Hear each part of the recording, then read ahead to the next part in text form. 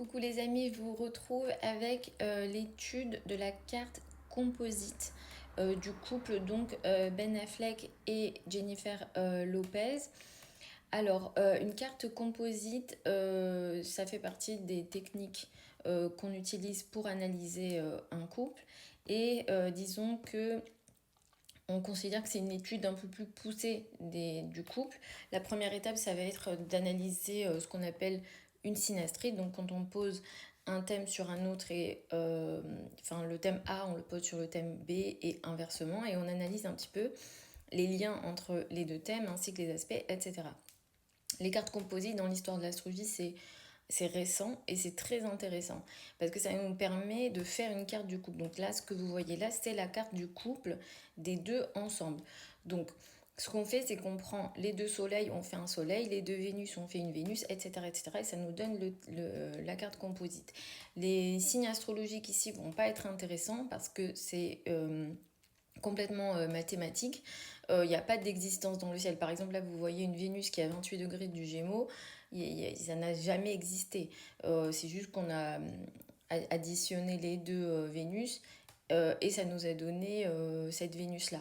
Voilà. Mais comme il n'y a pas d'existence dans le ciel, on ne va pas faire attention à ça. Les choses qu'on va beaucoup regarder dans les cartes composites, ça va être les placements des maisons, où se trouvent les planètes et les aspects.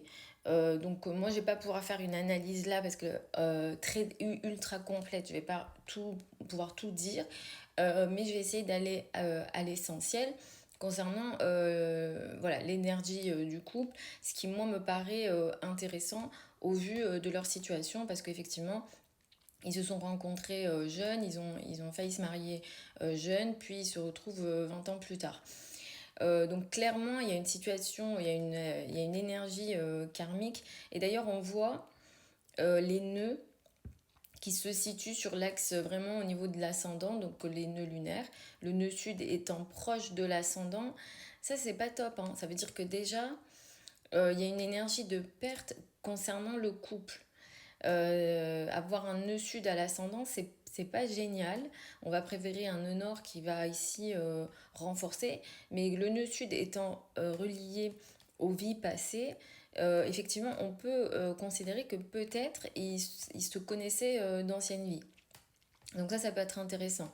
Autre chose, pour moi, c'est pas un couple, enfin, c'est pas un couple qui s'entend très bien.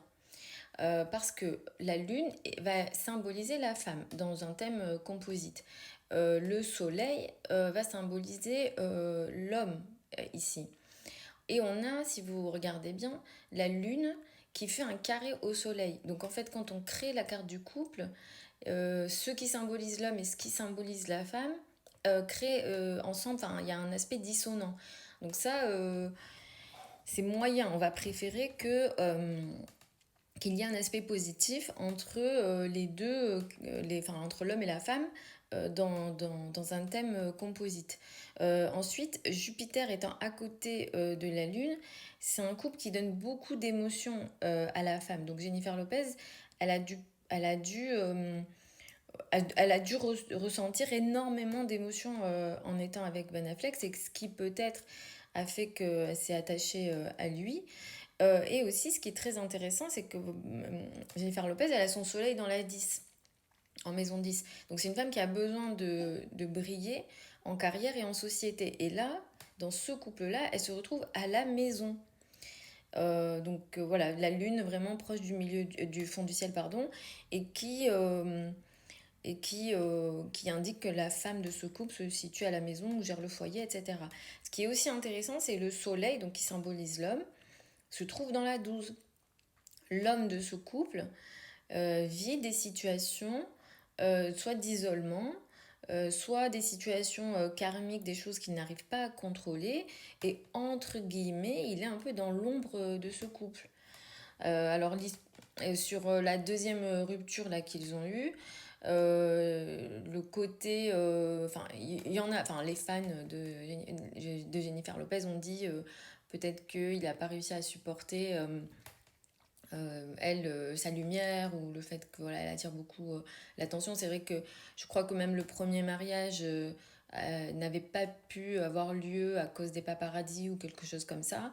Donc voilà, c'est peut-être une énergie qu'il vit lui en étant dans ce couple-là et qui est compliqué, mais même Vénus, elle prend pas des bons aspects. Donc en fait, je suis étonnée parce que c'est vrai que quand on regarde l'histoire de ce couple, on se dit, ouais, c'est un couple fort parce qu'ils se sont rencontrés, ils avaient 20 ans, et puis ensuite ils se remettent ensemble comme s'ils n'arrivaient pas à se lâcher, etc. Mais au final, ils s'entendent pas tant que ça ensemble, hein.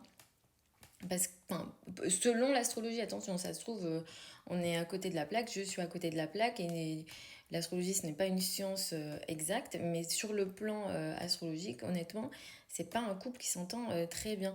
Vénus est ici en 11, donc c'est un couple voilà, qui est beaucoup, qui a eu des amis ou qui a été parmi des groupes de personnes, etc., qui est plutôt pas mal. Mais Vénus prend un carré de Pluton. Je pense qu'il y a eu beaucoup de jalousie, beaucoup de pression de part et d'autre entre eux.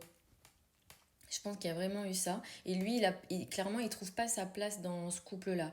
Donc, est-ce que ça a été vrai et vraiment voilà, vécu par lui dans les deux fois où ils ont été ensemble? Je ne sais pas, mais voilà. Voilà un petit peu mon analyse. Et c'est pas étonnant que ça se soit vérifié maintenant parce que on fait des, on fait des, pardon, j'arrive plus à parler parce qu'en même temps je regarde le thème et puis je réfléchis dans ma tête où sont les planètes actuellement ou ce qu'on a vécu cet été, etc. Mais en vrai, là, ils ont annoncé ça là très récemment et si vous voulez, il y avait pas mal de planètes sur l'axe 6-12 du couple. Donc ils ont vécu des choses très très difficiles. C'est pas étonnant que se montre, ça se montre maintenant. Par contre, ils vont avoir énormément de sujets financiers, des sujets financiers là avec le divorce, je pense. Parce qu'en fait, les prochaines éclipses vont avoir lieu sur l'axe 2-8 du couple. Je vais vous donner 2-3 dates.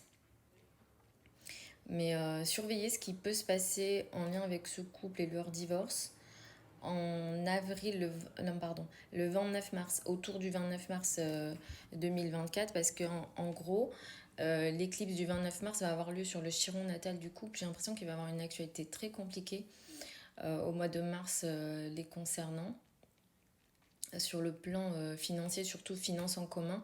Donc ce qu'ils ont en commun, je crois qu'ils ont juste une maison, une villa, quelque chose comme ça. Voilà. Moi, en général, quand je fais les vidéos, j'oublie ce que je dis en fait. Je fais la vidéo parce que je l'analyse sur le coup. Et il y a beaucoup de choses que j'oublie, surtout sur les thèmes comme ça, quand c'est très spécifique à la personne. Je peux oublier. Donc, s'il y en a certains d'entre vous qui ont envie de se rappeler de ce que j'ai dit et on en reparle après au mois de mars, n'hésitez pas.